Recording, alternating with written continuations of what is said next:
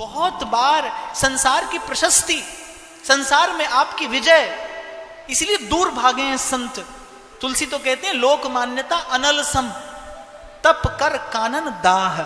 जो तप से जो तप से आपने आंतरिक श्रेष्ठता अर्जित की है, जो तप से आपने दैवीय गुण अर्जित किए हैं, जो तप आपके उर अंतःकरण में स्वर्ण सी आभा प्रभा लेकर आया है, बोले लोक की मान्यता अग्नि के समान है, आपके तप के उस कानन को जलाकर भस्म कर देगी।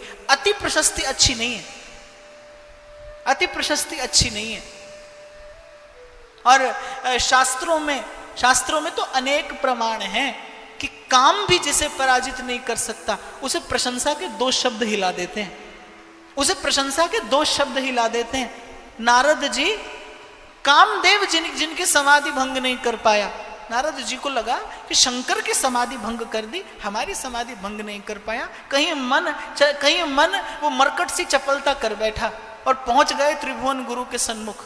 भूल गए नारद उस समय, प्रशंसा के उन शब्दों ने बहा दिया नारद को वहां कि नारद भूल गए मैं किसके सन्मुख जा रहा हूं, जो त्रिभुवन के गुरु हैं। और नारद जी कहने लगे कि आपने सुना क्या हुआ? भोलेनाथ मुस्कुरा दिए, बोले आप ही बता दीजिए क्या हुआ। तो नारद जी ने कहा ऐसे ऐसे जिस कामदेव को आप परास्त नहीं कर पाए उसे आप ही के आशीर्वाद से मैंने परास्त कर दिया। नारद जी ने भोले बाबा से सब कथा कह सुनाई और सदाशिव मौन रहे, मंद मंद मुस्कुराते रहे। नारद जी ने कहा कैसी लगी आपको हमारी कथा? तो शंकर जी ने कहा हमें तो सुना दी और किसी और को मत सुनाइएगा। बस यही उत्तर भोलेनाथ ने दिया, बोले हमें तो सुनाई ये कथा, किसी और को मत सुनाइएगा।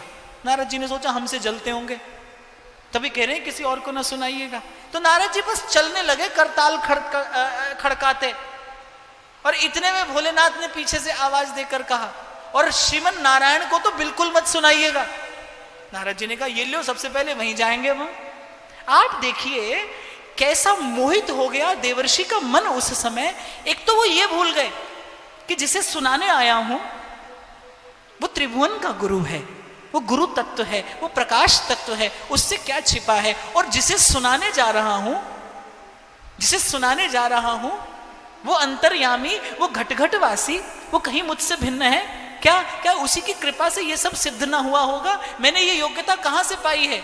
श्वास श्वास से जो जपा मैंने श्रीमन नारायण नारायण श्रीमन नारायण नारायण नारायण। देखिए प्रशंसा के 2 वाक्य कैसे मोहित हो गए नारद जी, भूल गए मैं कौन, भूल गए सन्मुख खड़ा है वो कौन। इस प्रकार से लुभा लिया प्रशंसा ने। तो जब प्रशंसा मिले तब सावधान रहिए।